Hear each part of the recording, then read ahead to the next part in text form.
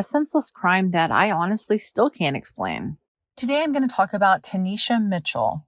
The crimes that I'm going to talk about happened in like a 2.5 year time span from the end of 2013 to 2016. So in Jonesboro in 2013, it was like December 13th, a man called the police because his girlfriend heard some noise and got up to see what was going on and watched Tonisha Mitchell carry their LG big screen TV out of their home. She just took it and took off with it. The next day, so December 14th, a woman called police because she walked out of her apartment to take her trash out, came back, and her laptop computer was missing. Later on, Tonisha Mitchell called her and tried to sell her laptop back to her for $100. And when police talked to Tonisha, she said that she didn't steal the TV. She didn't know anything about that, but she did say that she had the laptop in her possession, but at the time police were talking to her, she didn't know exactly where it was.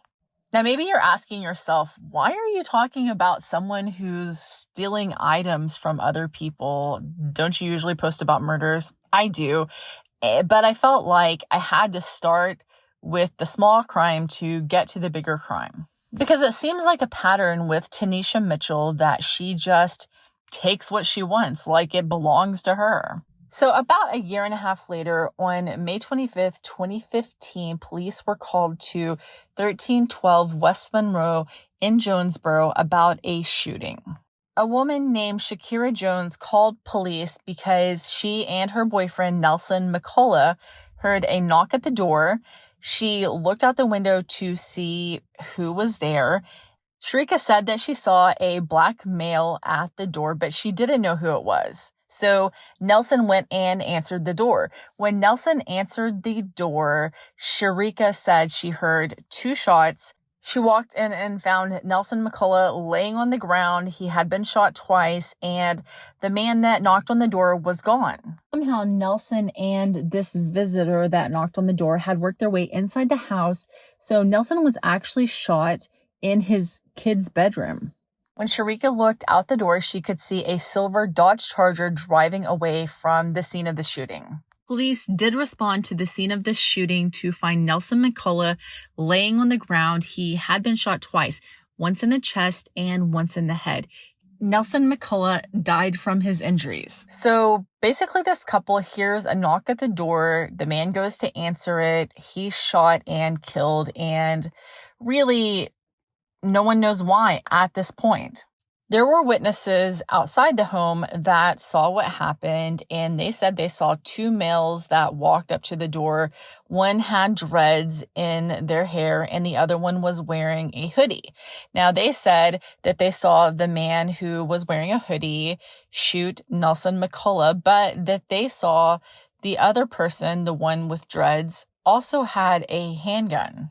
So at this point, they have 2 people that went and committed this crime, one in a hoodie, one in dreads, and they're driving a silver Dodge Charger. So police at that point think we have to find this Dodge Charger. And they do. They find the Dodge Charger. They go to the home of the person who owned that car.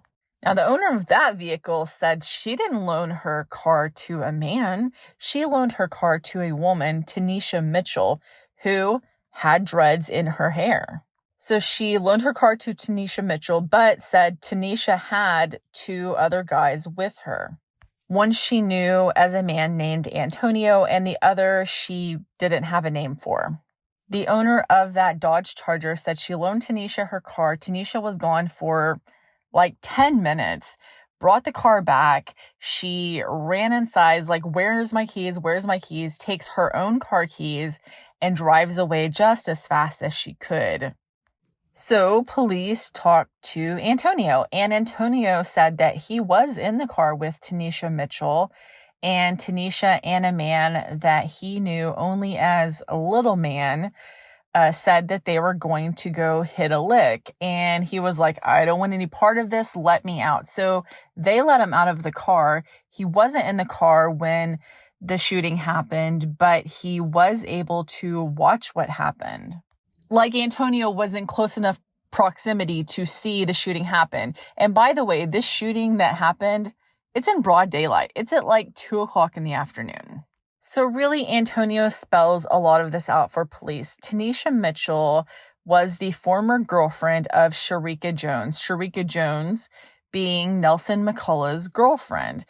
So Tonisha Mitchell had that connection to Sharika Jones, and maybe that explains why when Sharika looked out of the window to see who was knocking at the door, she only saw the man that she didn't know. She didn't see Tonisha Mitchell.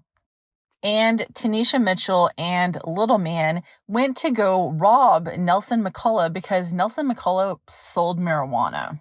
That was the lick that they were going to hit. So police wanted to find Tonisha Mitchell in her vehicle, first of all, and secondly, they needed to figure out who Little Man was. Police did find Tonisha Mitchell's vehicle pretty quickly, but Tonisha wasn't in her vehicle.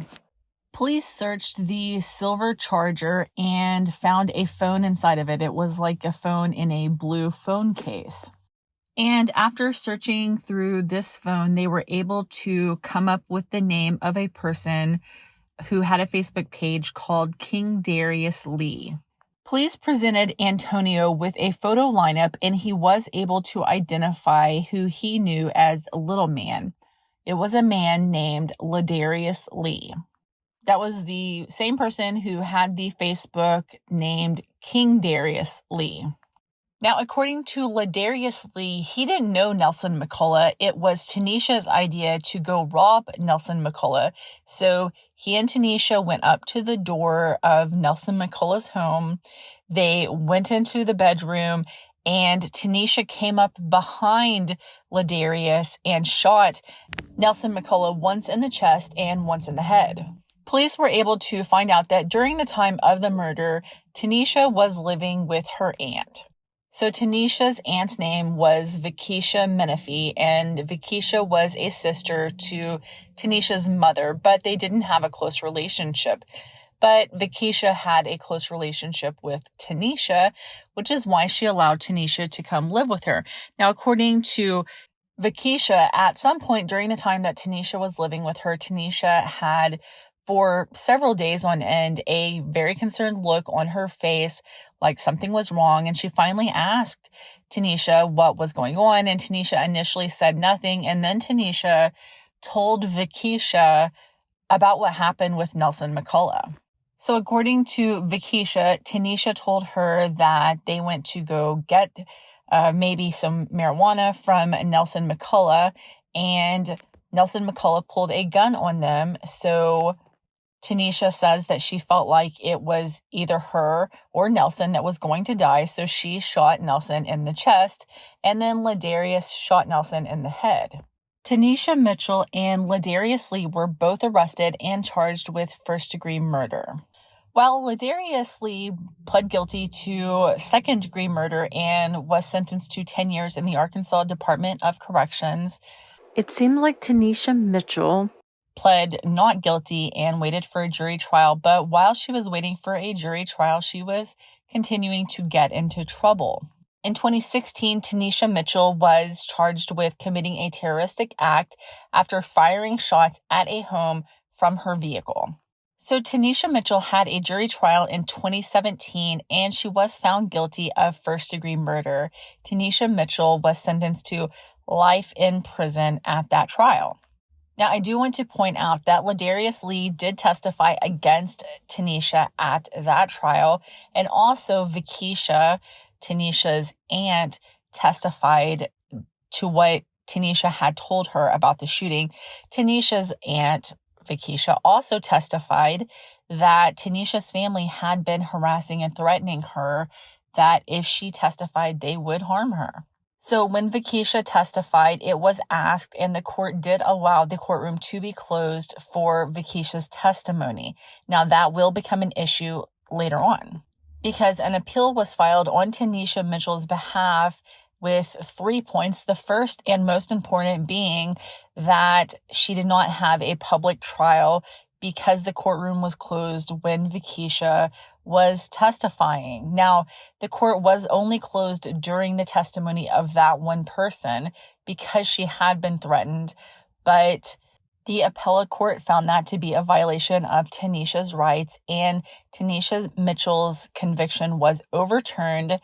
Her case was remanded back to lower courts for a new trial. Now, the second time around, Tonisha Mitchell did not take the same chances. The second time around, Tonisha Mitchell pled guilty to the first-degree murder charge, and she was sentenced to 30 years in the Arkansas Department of Correction, which, is less than life in prison, but still a long time. Now, I think because Tonisha Mitchell was charged with the murder charge, all of the other charges got dropped. So they weren't even actually prosecuted in the end. But, originally she was sentenced to life in prison. So what would those other charges have really done? Those other charges were much less significant than the murder charge. And so that's, I think, why they got dropped.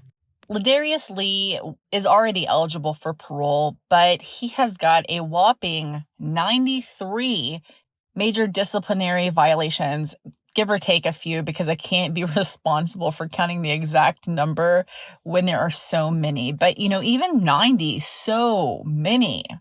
So Ladarius Lee has been denied parole twice now. He was given a 1-year denial in 2022 and another year denial in 2023. Of course, he will have another chance at parole in 2024, but he's running out of time. Whenever he finds a sentence at the 10-year mark, they are going to have to release him even if he continues getting in trouble. So we'll see how that goes. But Tonisha Mitchell is obviously still in prison. Tonisha Mitchell herself has had 30 major disciplinary violations, and as of right now, because of the violation, she is eligible for parole in 2038.